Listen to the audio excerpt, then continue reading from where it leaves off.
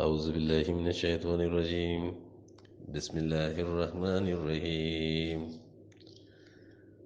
وإذا أخذ الله ميثاق الذين أوتوا الكتاب لتبيننه للناس ولا تكتمونه فنبذوه وراء ظهورهم واشتروا به ثمنا قليلا فبئس ما يشترون. لا تحسب الذين يفرحون بما آتوا ويحبون أن يحمدوا بما لم يفعلوا فلا تحسبنهم بمفازة من العذاب ولهم عذاب أليم. صدق اللہ العظیم. السلام علیکم ورحمۃ اللہ وبرکاتہ. یہ سورہ آل عمران کی آیتیں ہیں جس میں ارشاد ہوتا ہے، اور جب اللہ نے ان سے اقرار لیا جنہیں کتاب دی گئی کہ ضرور تم اس کو لوگوں کے لیے کھول کر بیان کرتے رہو گے اور اسے نہیں چھپاؤ گے، پھر انہوں نے اس کو اپنی پیٹھوں کے پیچھے پھینک دیا اور اس کے بدلے تھوڑی سی قیمت لے لی، سو کیا ہی برا ہے جو وہ لیتے ہیں.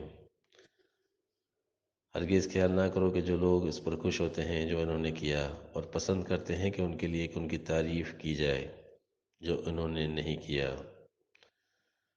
ہرگز خیال نہ کرو کہ وہ عذاب سے نجات پائیں گے اور ان کے لیے دردناک عذاب ہے.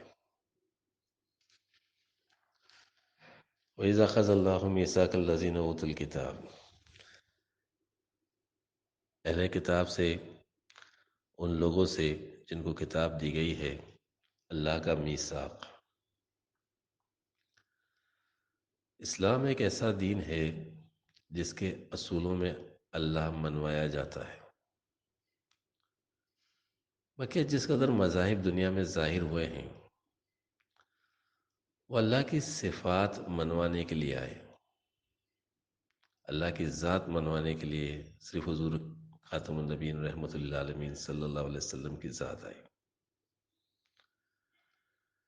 یہی وجہ ہے کہ دنیا میں جس قدر زبانیں ہیں، کسی زبان میں بلحاظ حقیقت اللہ کی ذات کا نام اللہ کسی زبان میں موجود نہیں ہے سوائے عربی زبان کے. یہ اس بات کا ثبوت ہے کہ کسی نبی پر اللہ اپنی ذات سے ظاہر نہیں ہوا، کیونکہ صفات ذات کے تابع فرما رہتی ہیں.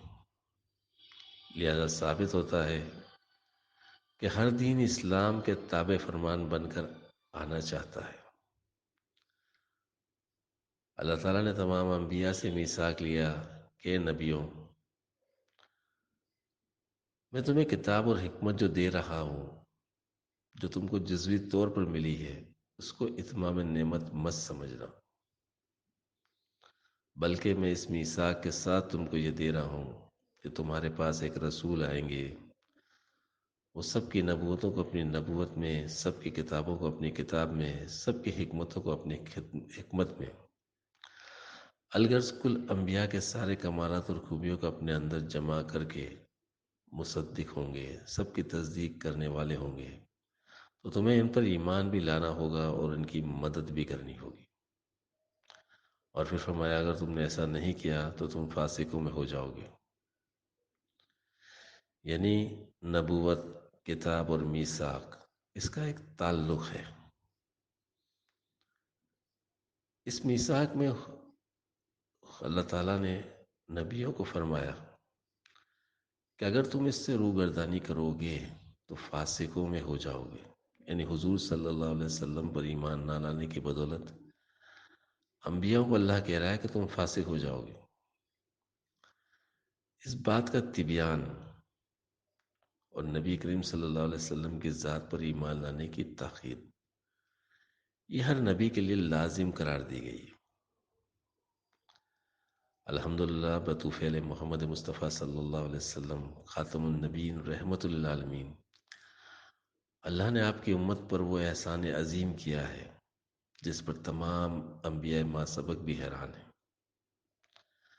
حدیث مبارک میں ارشاد ہوتا ہے کہ نبی کریم صلی اللہ علیہ وسلم نے فرمایا کہ انبیاء ما سبق میں کوئی ایسا نبی نہیں جس کی نظیر میری امت میں نہ ہو. یعنی ہر نبی کا راز اس امت میں ہے، اسی لیے یہ امت ہر نبی کی امت کو پکڑنے کا حق رکھتی ہے. تمام امتیں جو اہل کتاب ہیں، جن کے پاس کتابیں ہیں، ان کی کتابوں میں نبی کریم صلی اللہ علیہ وسلم کی آمد کی پیش گوئیاں موجود رہی ہیں۔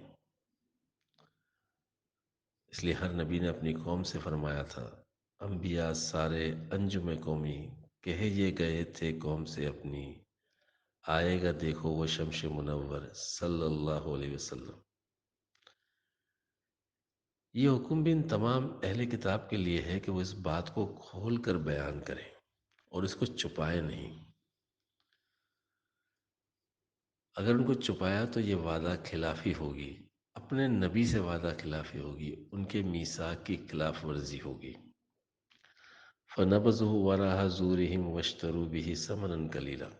وَنَبَذُهُ یعنی اس میثاق کو مقدم نہ رکھنے کے سبب ہر نبی کی قوم باوجود اس کے کو اپنے نبی پر ایمان لائی، لیکن نبی کریم صلی اللہ علیہ وسلم پر ایمان نہ لانے کی بدولت فاسق بن جائے گی۔ جب ان کے نبی ہی نہیں بچ رہے اس سے، اللہ ان کے نبیوں کو کہہ رہا ہے اگر تم حضور صلی اللہ علیہ وسلم پر ایمان نہ لائے تو تم فاسق بن جاؤ گے، تو پھر ان کی امتیں کہاں بچیں گی؟ اسی لیے فرمایا لا تحسبن الذین یفرحون بما اوتوا یحبون ان یحمدوا بما لم یفعلوا، یعنی کہ وہ اس بات پر خوش ہیں کہ وہ اپنے نبی پر تو ایمان لے آئے ہیں اور وہ چاہتے ہیں کہ اس سبب ان کی تعریف بھی کی جائے، لیکن انہوں نے یہ فعل نہیں کیا۔ جیسے حضرت عیسیٰ علیہ السلام کی قوم اپنے نبی پر ایمان لا کر خوش ہے اور اس بات کو پسند کرتی ہے کہ ان کی تعریف کی جائے، وہ اپنے آپ کو تعریف کے لائق سمجھتے ہیں